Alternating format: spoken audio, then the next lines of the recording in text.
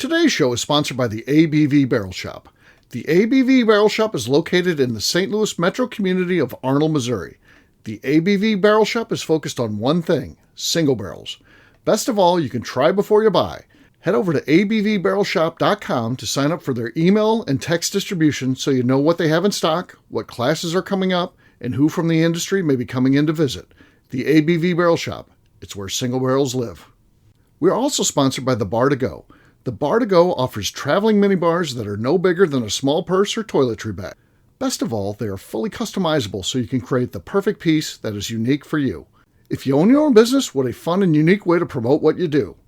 Check them out online at thebartogo.com. That is the number 2 in the Bar to Go. If you have wholesale questions, call my friend Isabel Clark at 504-481-1297. Finally, we are sponsored by the Neely Family Distillery. NFD is a family-owned business that keeps ringing up awards in the spirits world. Head to Sparta, Kentucky to experience the family history, award-winning spirits, and meet the Neely family. Check them out online at neelyfamilydistillery.com. Now, on to the show. Let's drink!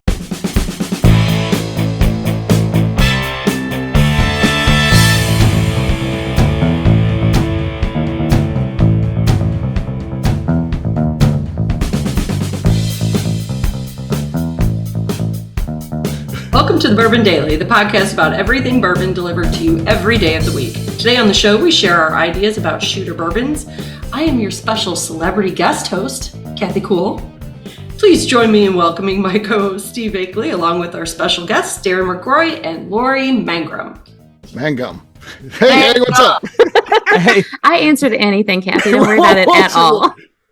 Magnum? You just add all kinds of letters. Magnum.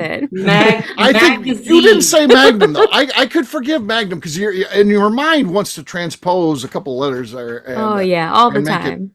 Magnum, but it's Magnum. But there was an R in yours, Kathy. There was an insertion. I went to school with a Joe Mangrum. That's why. There you go. Okay, there you go. That I've had that kind of stuff happen to me before too. Yes. Yeah. Yeah. So there you go. In high school, many years ago. Many years ago. Okay. All right. You're a young person, so you're very young. Like 2 years younger than me, so you're young. There you go. Darren, you said there's something you want to talk about. What is that today? So I have recently had a song stuck in my head for the last week and a half. So, and it's always this song. Every time I hear it, I just can't get it out of my head. So are there particular songs that get stuck in your head like they don't belong there? They could be a good song, but every time you hear them, they get stuck in your head. Is there anything that's popping out at anyone? Every morning, I wake up with some song in my head. It could have been a song I heard the day before or weeks before. It could have been that the ice cream man went by the night before and I've got his little chimey chime song in my head. But every morning I wake up and it's a new song. It's a new song. I like that. It's like the soundtrack of Kathy. Yeah, it's like just a verse or so. And does it last all day till probably until I get in the car and listen to something else. Okay. Nice. Okay. Yeah. I am a habitual song stuck in my head. I got to play them through. So how my mind works, I get a song stuck in my head. It usually happens like, morning time, getting ready, shower time. And then it can last from that day to a couple of weeks. And I often, like in the car, I just listen to that song over and over again. I just hit repeat. I play that song. It might be, Give It Away from the Red Hot Chili Peppers or Can't You Hear Me Knocking from the Rolling Stones. And it just, I gotta play it out. It's gotta play it out. And I mean, I've even done a road to Kentucky, listen to the one song on the way there because I'm stuck on a song. Yes, that's a 4-hour drive, but that's just how it is. Wow. And then after you get out of this phase of listening it to over and over again, how long till you want to listen to it again? Is it like, okay, that's gone for 2 months? I do have, it seems like there is this rotation of songs. They do come back, like the Rockefeller Skank. I like that song. I like that song. I get stuck on that one sometimes. I don't know why. your mind has to process it. And there's like in that song, there's some mistakes in that song. If you listen to it, there's a couple times when it doesn't have it quite right, and the brain has to work that out. It has to work that. I think that's a creativity thing. I think it's that's what I think anyway. I'm diagnosing myself here, just like everyone diagnoses everything. I'm going to look into if I have I can't eat gluten after this, but right now I'm focusing on. Song, I get that. So there are also probably audience members diagnosing you with a wee bit of OCD. Yes, it's Midge. It's one of those things. OCD can be crippling, or you can use it to your advantage. If you can channel that, sometimes that can be a very good thing. So, yes, yeah. I think the good thing is that you never have passengers in the car for these trips. They probably jump out the window. Right. Yeah. If you travel with me, you'll find that I don't have on any music or anything. I never do. It would be very rare that I would put music on when I got someone in the car. Really? Now, sometimes the wife and I do long road trips, and I'll put on podcasts or books, recorded books, audio books. So those help just to help the time go by if it's a long thing. But if it's just two people riding around, some people have to put on music all the time. I just like talking to people. So yeah, that's what I like to do. All right. Yeah. Lori, how about you? Stuck on a song. What happens? Oh, yeah, all the time. I actually read something recently where there are people out there who have no inner monologue or inner soundtrack at all ever. It's just quiet all the time. And I couldn't believe that exists, but it was in a psych journal. Like, that's a real thing. And so then I stopped myself. And I was like, what? Like, because it's always all the time. I know. No inner monologue, no songs, no, intrusive thoughts, nothing like that. They're just like silence if they're not speaking or listening to something. I'm like, that's who are you thinking of? Oh, I'm not an individual specifically. I read about this in a study. Well, I'm not going to say. We all know the person. Yes, yeah. I'll tell you what. I can look at this person when they're not talking, and it's just dead. There's no pondering, thinking. It's just this will be the same death face that I see when this individual dies, if I outlive this individual. And it's not just like a flat affect. It's like that's just just this. Nothing. It's just empty. I don't like this. You're freaking me out, Steve. Yeah. That's the That's not thinking. There. If I'm sitting there, it would be. I'm like, Not this. Yeah. Just locked in. And I know there's nothing going on. Control my face. Maybe there's some static, like when you hit at the end of a record. That's it. They just live in the static. Maybe that person has that. That's it, though. That would be the. It made me really sad to read that. I was like, oh no, because right now that Panic at the Disco, Hey Look Ma, I Made It. That's been in my head all day today. I don't know why. Okay. Right. Well, my Darren, you asked the question. So as I do things, I sing them because that's how musicals work. So clean in the kitchen, whatever it is. There's a song that goes with it, and I make up all the lyrics. Awesome. Okay. That's not annoying at all. No. At least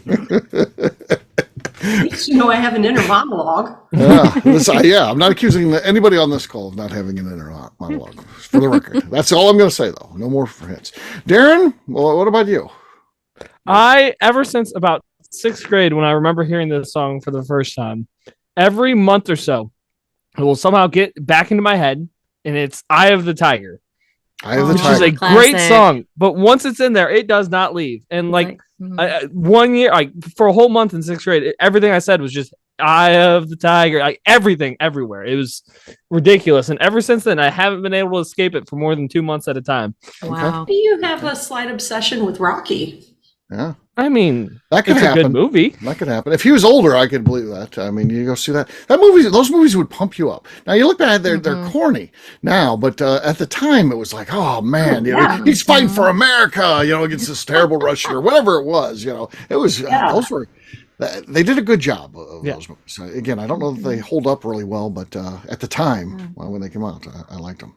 They're not altogether done either. All the creeds are being made now. It's like extension of the Rockies. Yeah. They'll just keep going. There's money to be made, so they'll just keep going. There's no unique ideas anymore in movies. True story. I had for probably a 20-year, 30-year span, this song stuck in my head. Speaking of this, it went like this. Doon, doon, doon, doon, doon, doon, doon, doon, doon, doon, doon, doon, doon. Every once in a while, that would play in my head, that song. I didn't know what the song was. I didn't know any way I could get it. There's no lyrics. It's just that little ditty there. And I thought, well, maybe I just made this up in my head. Maybe I don't even know what this song is. And it's with me. The song's with me. And then one day I was listening to some jazz music, and that song came on. Lionel Hampton was playing that song. And I was like, I don't know when I heard that before. I could have written that. And then had somebody record it, but like, that's a Steve original, then the estate of Lionel Hampton would have sued me, and I would have been like, shit, I don't know when I heard that before. Yeah, it was good though. Somewhere, some elevator, some mall. That's it. Yes, I guess. But it definitely was, that, like I said, went on for a long time. All right, on that note, guess what, gang? It is time to drink. What is everyone drinking? Let's start with Lori. She hasn't been on a long time. Not from a lack of me trying to get her on, by the way. I don't know how many times I asked Lori to come on, and she was like, I'm always like, oh no, like I'm a ridiculously busy person. It needs to stop, honestly. Like, so you're here now, though. I am here now, happy to be here, and I am drinking some Uncle Nearest 1856 tonight. Okay. Nothing. She got swatted. Yeah, it could be her setup, and unfortunately, it's probably going to be more of that today because Lori is pet sitting for someone, and she only brought one bottle because so that'll be for all shows tonight. That's it. All right. Darren looks like he's ready to go. He's got this microphone set up. Yeah, starting to do the Katie nonsense. Oh, yeah. I got some Maker's Mark private selection from the distillery. This one's called Kettle Corn. Oh, nice. Oh, that was really good. High pitched. Look at Darren. He was pleased with himself. There's no doubt about that. He was pleased with himself. So no more Swyatt on the set for me. That guy, he was not even a player in this thing, but now all of a sudden he's in with us too. All right, Kathy pulls out a very low. I'm bringing out a bottle that's pretty low. It's Hidden Barn. Okay.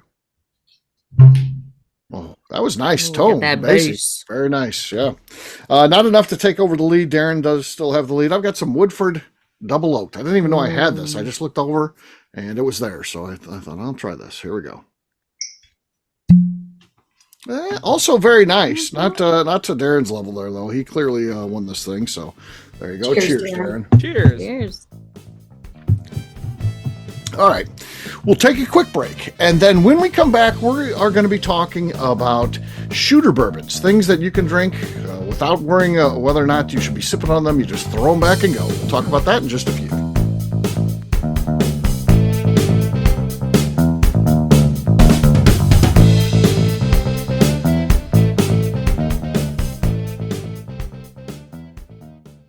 Okay, let's talk about the people that make these shows happen. First up is the Stave and Thief Society.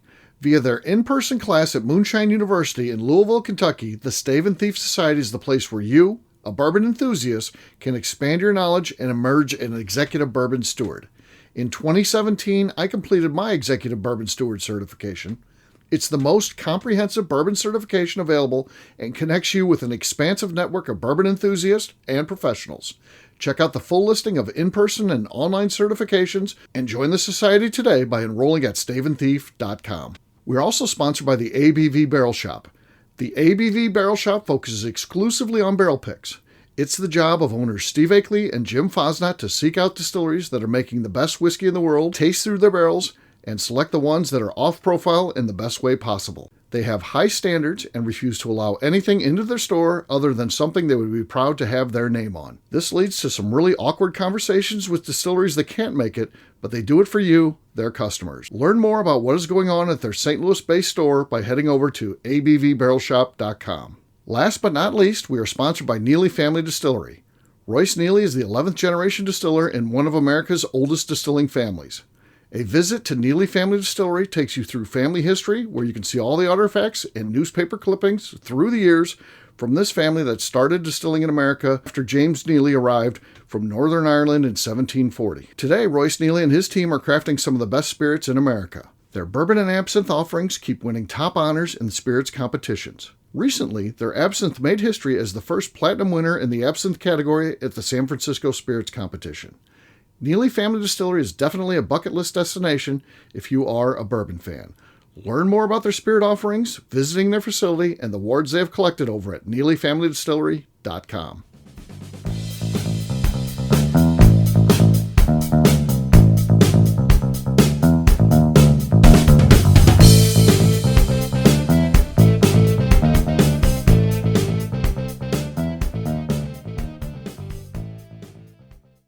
I'm Ryan Thompson, and I am a billionaire, and KK will get none of my whiskey, and I enjoy my single malt scotch. You're listening to the Bourbon Daily. Pendleton, where's my caviar?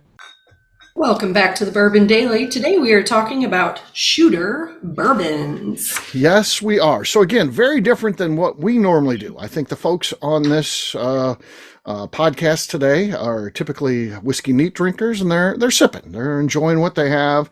But there are times when someone says, let's do a shot. And when they say, let's do a shot, they're not talking about pouring you a glass and you sip it for the next 20 minutes. They're talking about throwing it back. And what are some suggestions that we would have that would be good shooter bourbons? What do you guys think? I would start with the Wild Turkey 101. Wild Turkey 101. Yeah, that's a great one. That's classic, Can't go wrong affordably there. priced. Yeah. Yeah, I think that's a good one for sure. For sure. It's available. Yeah. Mm-hmm. I know. What I think else? about what would I not feel bad about throwing back, because it's Right. same thing. Yeah. Low dollar. I'm not gonna mourn Yes. it. I would also not cry if someone mixed it, heaven forbid, all of that. So probably like a VOB. Okay. Yeah. Yeah. That's always good for sure. I think you got to throw Maker's Mark in there. It's so widely Yeah, available. basic Yeah. makers. Yeah. Oh, It's safe to ask, Mhm. you know, hey, you Yeah. got Maker's back there, because most places are going to have that. So I think Mhm. that's a good shooter bourbon. Easy drinking for sure. Yeah. So I You know got part that. of the science of when you take a shot, the alcohols are more aggressive on your tongue. Mhm. So Hmm. some of the smoothness might just be made up anyway because of the science of how you're tasting. So I think a great one would be Cleveland whiskey and rapid age stuff. Oh You my can get all the burn at no. once. Huh. No That's one has a aggressive. shot. It's like, oh, that was Taste nice your and pleasant. Yeah. Be able to taste anything for the rest of the night. Yeah, Yeah. that's one of the ones you throw it back and everybody be like, Oh, yeah. Yeah, it's like I ruined my palate for the rest of the night. Darren, where did you come up with this at? Literally 10 seconds ago, I had a real answer. And I was like, Huh. let's You forgot to research. Yeah. But I think Oh. Evan Williams Bottle and Bond is a hands down great one. That's a great one for sure. And aren't we all just going to gravitate towards the Jim Beam White Label? Yeah, you gotta throw that in the mix. yeah. But what if yeah. you want to class it up just a little bit, and but you don't want to Jim Beam Black.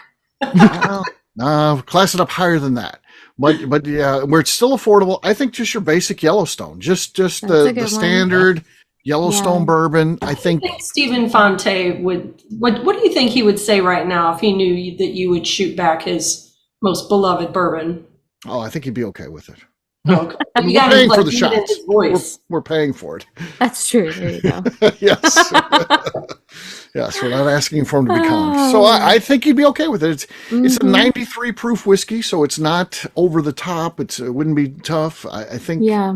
It does class it up. I feel like we'd be classing it up Mhm. significantly, though, over what I said Mhm. before, Maker's Mark or the Jim Beam or really any Yeah. of the basic. If we really want to class it up, we could go like Buffalo Trace or something like that. That'd shoot pretty nice, I think. Now, do you know all the people that would be like, Oh, that'd be Up in arms. Up in arms. they would be up in arms, they would be having like the vapors. The vapors.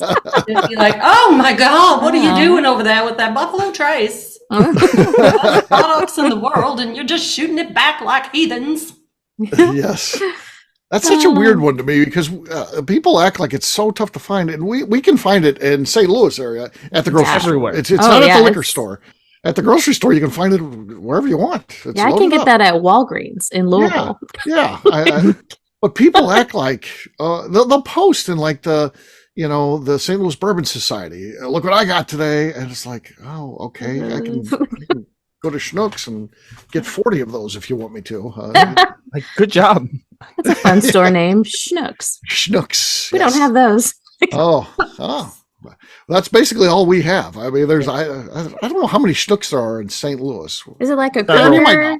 know. Darren should know because he worked for him before. I did, and I think the number Is in there the over St. Louis 100? area was over St. 50. Louis Metro. Over 50. Okay, over 50. Yeah, and this is not including Indiana and. Well, that doesn't. Does that include Southern Illinois too? I don't think it does. Okay, so that's probably another 15, 20 that right there in Metro There's St. Louis. within 3 miles of my house. Yeah, there's. Wow. 50 seems low, but what do I know though? I don't know. Those are the only ones they'd let him go to. The other ones he wasn't allowed. I think if you say the big St. Louis Metro, which would, I'm talking about, St. Charles. Yeah. No, that was just St. Missouri, Peters. definitely. I'm Now talking about thinking St. Peters all the way to Southern Illinois. I think it should be more than 50 for sure. Is it like a Kroger or that? Yeah, it's kind of like that. Full service grocery store. Yeah. Cool. Yeah. This is a local chain though. They do have in some other states and places, but for the most, it was started in St. Louis, and for the most part, nice. That's where they've done well. They've had some failures going outside of the market, but yeah, they do. 114. Ooh, she Googled it. Darren. Wow, I was a little bit off. I said 100, so I feel It did say more than 50. 14 Schnook stores in the United States. There's other markets too, though. So there's a bunch in Indiana, and there's like 6 in Columbia now. So this says there are more than 100 stores. Oh yeah, it lists all the states: Missouri, Indiana, Illinois, and Wisconsin. Yeah, the Wisconsin ones too. So yeah, Wisconsin. Yeah, love Wisconsin. Yeah, Wisconsin's fun. For sure. Cheese is great up there too, by the way. Don't ever underestimate that cheese. True. They talk about it all the time, and then you go up there and you're like, you know what? I'll be damned, they're right. That cheese is fantastic up there. It's not just bragging. It's it's fantastic. You go they got those cheese shacks and cheese huts everywhere. You go there, it's amazing. And they're like, you want to try those 25-year-old cheddar? Yes, I do. Those squeaky curds. Have you ever had those? Yeah. Fantastic. You chew and then everything squeaks in your mouth. That's fun. Yeah. Well, they're great. That's great. So there's some shooter bourbons. I think we covered it. It's not a very in-depth topic. It's just some ideas of. We squirreled a little. It's all right. I'm not going to share like 100 of them or something, folks. You're going to get. You're going to get what you get. Yeah, exactly. We're not up rocks, so yes, that's what we're offering up today. So there you go. On that note, we'll wrap this one up as we always do by talking about where people can find us. And Darren, we're going to start with you. Where can people find you? You can find me on Instagram at The Bourbon Adventures. Also 5 days a week at the ABV Barrel Shop. Okay, Lori. Y'all can find me on Facebook and Instagram at Spirited Curves. All right, Kathy. You can find me on Instagram at KK Cask Strength. For me, I'm an easy guy to find. I'm at Steve Akeley on Twitter, Instagram, or Facebook. I've got a website, steveakeley.com. We've also got a company website. That thing's abvnetwork.com. That's the one you got to check out. We put everything that we do out there. So we have all of our previous shows or blogs, so much more, abvnetwork.com. Come by and see us, the ABV Barrel Shop, the place where you can try before you buy. Darren and I are there, or Jim. Come by and see one of the three of us, or all of us if you happen to hit the right day. So check us out online, abvbarrelshop.com. Kathy, anything else to say before we get out of here? Yeah, I'd like to remind the audience to please give us a 5-star review that includes comments. It helps new people find the show, which is very important to us. If you like what we're doing, we ask that you please visit our Patreon page at patreon.com/the network. Great job today, gang. For our audience, we'll have a brand new show for you tomorrow. Looking forward to that. Until then, take care, everybody. See ya. Later. Bye y'all. Peace.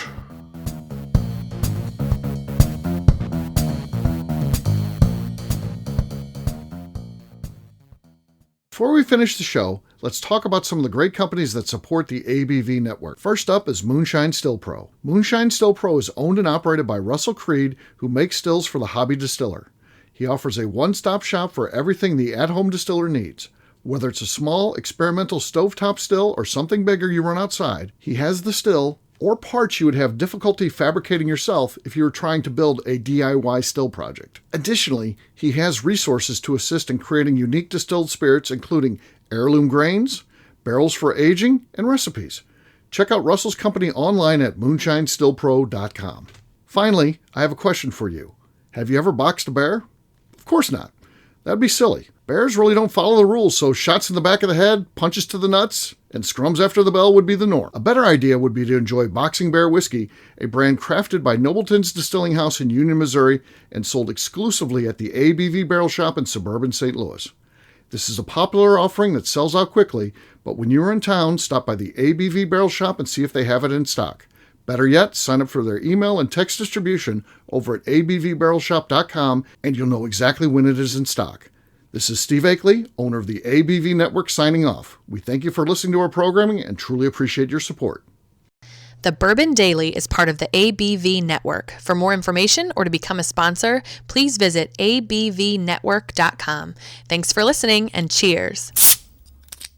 This has been a Steve Akeley production.